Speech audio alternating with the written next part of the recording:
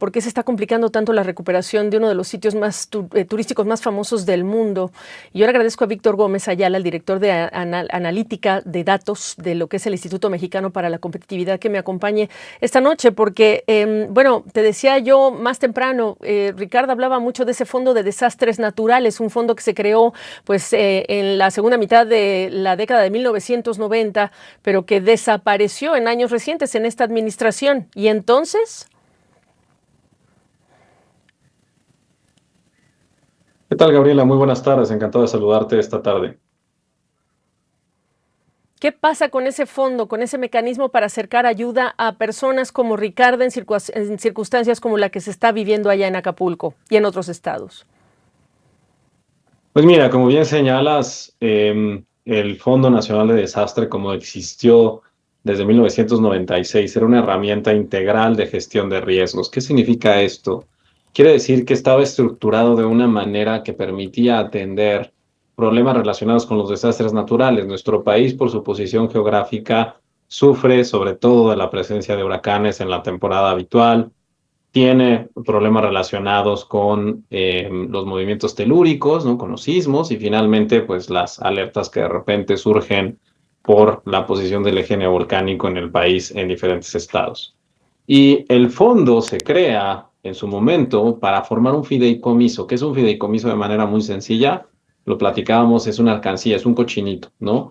Y la posibilidad de tener un cochinito te ofrece dos cosas, que puedes usar ese cochinito en cualquier momento porque lo puedes romper y sacar el dinero, pero también parte de ese cochinito o pedacitos de ese cochinito, pues te permiten acceder a mecanismos de ahorro, por ejemplo, ¿no? A lo mejor una parte del cochinito no la tienes en tu casa, pero la tienes en un instrumento de deuda que te genera un rendimiento.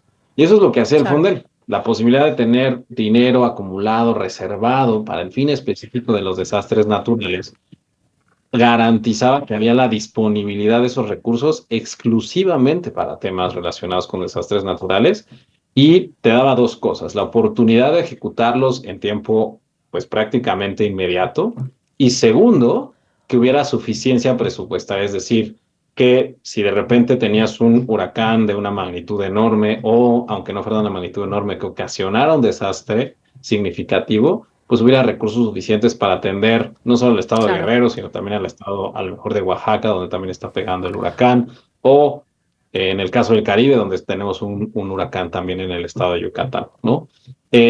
No, claro, Con y de esta hecho un conversión, estudio del Banco Mundial reciente, por cierto, perdón que te interrumpa, un estudio del Banco Mundial no, no, marca a Guerrero como uno de los estados que durante el transcurso de los años de la existencia de ese fondo de desastres fue de los que más estuvo usando el dinero, un poco subrayando esa fragilidad de la que estás hablando de este, que es uno de los estados de hecho más pobres del país. Una vez desaparecido ese fondo de desastres, ¿qué tenemos ahora? ¿Qué hay en México?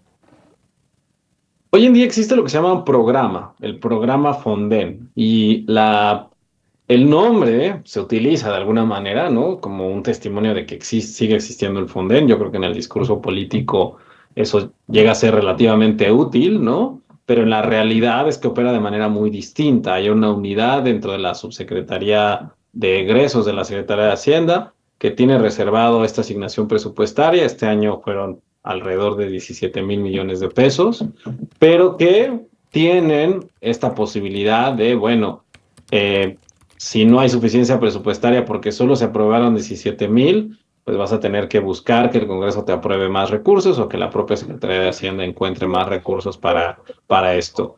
De alguna manera, el hecho de no disponer del cochinito implica que tienes que empezar a buscar dinero del gasto corriente y eso implica que la capacidad de ser oportuno en la atención del desastre y la capacidad de tener los suficientes recursos para, pues ahorita enfrentar una emergencia en Guerrero, pero qué tal que también ocurra una en Oaxaca y otra en Yucatán y algún otro desastre natural en esta temporada.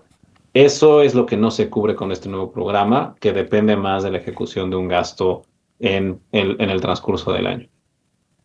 Ahora, y ese es un tema importante porque aquí la pregunta que también cabe es cuánto está anticipándose la estrategia del Estado mexicano en relación con este tipo de riesgos, ya no cuando pasa, sino para anticipar, para adelantar, para prevenir, pues esa es digamos que la descripción más clara, ¿no? Sí, bien lo señalas, hablas del estudio del Banco Mundial. México tenía en su momento contratado justo con el Banco Mundial un esquema piénsalo como un seguro, aunque propiamente no lo es, que se llamaba el bono catastrófico. Y el bono catastrófico lo que hacía es que se activaba una disponibilidad de recursos cuando ocurría un evento desafortunado de riesgo como el que se está materializando hoy con este huracán, ¿no? Y entonces, si ocurría un sismo de enorme magnitud, un huracán de nivel destructor enorme o una erupción volcánica que ocasionara, una actividad volcánica que ocasionara un desastre enorme, pues entonces, como consecuencia de eso, se activaban otras opciones, otros mecanismos financieros que ocasionaban ese conflicto, que ocasionaba que hubiera suficiencia presupuestaria además de lo asignado en el presupuesto. Bueno, pues gracias, Víctor. Es viernes, ahí entendemos que está la familia, no te preocupes. Víctor Gómez Ayala es director de analítica de datos del Instituto Mexicano para la Competitividad, hablando de que es un tema muy delicado en relación con la prevención y los recursos que se tienen disponibles para la prevención de desastres.